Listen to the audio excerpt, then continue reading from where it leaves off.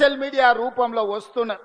లేని అవాకులు చవాకులకు మంత్రముల మీద ఈరోజు ప్రచారాలు చేస్తున్నారు, ప్రత్యక్షంగా పరోక్షంగా. ఈనాడు టెండర్ల గురించి కొన్ని పత్రికలు రాస్తున్నాయి. సింగరేణిలో కొంత కుంభకోణం జరిగింది, బొగ్గంత మాయమైందని. నేను ఆ పత్రికలకు, ఆ టీవీలకు, ఆ సోషల్ మీడియా వాళ్లకు, ఆ రాజకీయ పార్టీ నాయకులకు నేను చెప్పదలుచుకున్నా, ఈ ప్రభుత్వంలో అవకతవకలకు తావు లేదు.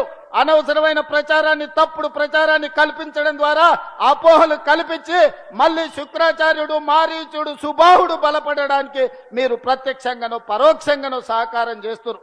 మీకు మీడియా పంచాయతీలుంటే తలుపు మూసుకొని కొట్టుకోండి, లేకపోతే ఒకరి మీద ఒకరు బురద జల్లుకోండి. అందులో మమ్మల్ని లాగి ఆంబోతులు కొట్లాడితేనంట లేగదూడల కాళ్ళు ఇరిగినాయంట. ఇద్దరు మీడియా యజమానులు కొట్లాడుకుంటే మీరు కొట్లాడుకోండి, కానీ మా మంత్రులని బదనాం చేసే కార్యక్రమాన్ని మీరు తీసుకోకండి. దయచేసి ప్రత్యక్షంగానో పరోక్షంగానో మీరు రాస్తున్న రాతలు, చూపిస్తున్న చూపులు మారీచుడి సుబావులకు, శుక్రాచార్యునికి సహకారం అందించినట్టుగా ఉంటది.